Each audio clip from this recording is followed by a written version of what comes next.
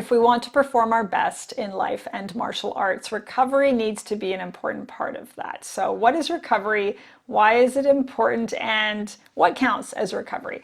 Recovery really is about doing less, not doing more. And this can be really hard for some of us to understand. This was something that was hard for me to understand for a long, long time.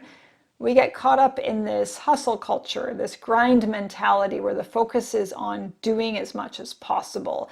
Time management, productivity, efficiency. Time management really is about squeezing as much out of our day as possible, being as efficient and productive as possible, right? And when we live this way, it can leave very little time and space for healing and rest and recovery to actually occur. So it really comes down to doing less, giving ourselves time and space in our day to do less so that we can create states of deep relaxation, so we can create a deep recovery so we can perform better the next time we train or go to work or whatever it is. So we have to get over this idea that that's laziness. And there's so much commentary out there on, kicking back, resting, sleeping lots. It's laziness. We should be willing to sacrifice our sleep. I'll sleep when I'm dead. You should be willing to get up really early every day to get more done. Yeah, I mean, if you love that, that's fine. But if you want to perform really well, if you want to improve, let's say at karate or another martial art, if you want to improve in any area of your life, giving yourself time and space to rest is going to get you so much further than cutting back on the things that actually allow you to heal and recover, right? Cutting back on sleep is it's a step backwards. It's not going to help you. So think about building muscle. Now, we know that with building muscle, when you lift weights, that's a stimulus for muscle growth, right? It's a stimulus. It's a sign to your body, hey, we need more muscle. You're going to have to build some muscle to be able to lift this heavy weight. It's not during the actual lifting that we build muscle, though, right? It's after, when we rest, when we recover, in between sessions for training a particular muscle group, when we rest, when we eat lots of protein, when we get lots of sleep, that's when we get stronger. That's when we build muscle, right? And you need that time and space. Otherwise, you're not going to make the gains that you want to make. You're just going to grind yourself down until you're kind of broken. You're not going to improve. So we need that time and space in between, right? Until that particular muscle group is ready to go again. And then we can push ourselves hard again and perform our best. The same goes with training. And I had a really hard time understanding this for a long time with my karate training. I was really driven to train all the time. Part of it was karate was an outlet for me for stress and grief. So I just had to go to the dojo. I had to do all this stuff. I also really loved it. And I just wanted to do it all the time. I wanted to train. I also really wanted to improve at karate. So I was driven to train all the time. But what I didn't realize, I didn't look at it in terms of muscle building, where, the lifting provides the stimulus. The rest in between, though, is when you actually get the gains. My training was a stimulus for improvement, a stimulus for getting fitter and stronger and better at karate. But it was, rest and recovery in between would have actually helped me improve so much faster, get stronger, get better. I didn't look at it that way. I looked at it as training is the only thing that matters, right? The training, I knew, I need sleep, I need to eat well, that kind of thing. But I didn't focus on that, on the sleep and the rest in particular enough. I didn't want to miss a class. I didn't want to take breaks. I'd have to be flat on my back from an illness or an injury to take a break. I didn't take breaks and recover unless my body forced me to. I'd go to a tournament, and the very next class at the dojo, I'd be there training, right? Even if I was tired, even if I was run down, even if I was injured, because I loved it so much. It was complicated. It was complicated, driven by grief, driven by stress, driven by a passion for it, but also wanting to improve. I know so much more now, or so much better now, that that's not the way to go. I trained that way for a long time, and eventually I just felt so run down that I had these aches and pains all the time. It was hard to recover from injuries that I had accumulated through sparring, through tournaments. And because I didn't give myself time to rest, I was then forced to. I was forced to. So really, it's the time and space in between pushing ourselves hard. That's when we can grow and heal and improve. So I see it so much differently now.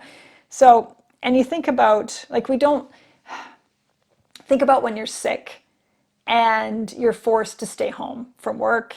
You're forced to lie on the couch, you're feeling crummy, you can't get up, you're tired, you have a fever, whatever. Eventually you get to a point where you start to feel better and you start to get this restless energy. You know what I'm talking about? And you start to feel kind of like you have this cabin fever and you're almost looking forward to going back to work again and doing all, the normal stuff again because you're so like crawling out of your skin from boredom. That's a sign that you're recovering or recovered, right? With our training, I would often, I would go to training, do my training no matter what. And I hated waiting until I felt that like crawling out of my skin ready to go. But sometimes that can be really helpful. Like if you go to a tournament and you compete, tournaments are really exhausting mentally, physically. If you go back into training right away, like I always did, and don't give yourself time to feel restless and bored and ready to go, it's hard to recover from that, right? It's hard on your body. It's hard mentally. It's stressful. We don't like to wait until we're restless and ready to go again. We like to just go, go, go. Or, if you're like me, you do, right? But really that can be so helpful. So if you're struggling, for example, with getting to the dojo right now, and you're like, wow, I just don't feel motivated, or like I get home from work and I'm tired, maybe, okay, it could be that you haven't had enough time or space to recover from your last training session. But if maybe it's been, it's been a while since you've been to the dojo and you're like, oh, I just can't get there. Maybe you haven't recovered from all of the stress in your life, because that's really important, is looking at all of the stress in your life, not just your training. All of it impacts your ability to recover. And the higher the total stress, the more recovery you'll need, right? So if you're feeling like I just can't get to the dojo, but like you don't want to get off the couch, like you feel like you should, but you don't want to, maybe you haven't recovered from all of that total stress in your life. And it might be worthwhile to just leave it a bit until you're crawling out of your skin, ready to go again, giving yourself some nights off, giving yourself some time just to flake out, watch TV, read books, whatever it is you want to do for relaxation, until you get to a point where you're bored and you really miss going to the dojo. You're crawling out of your skin to train again. Then you've recovered.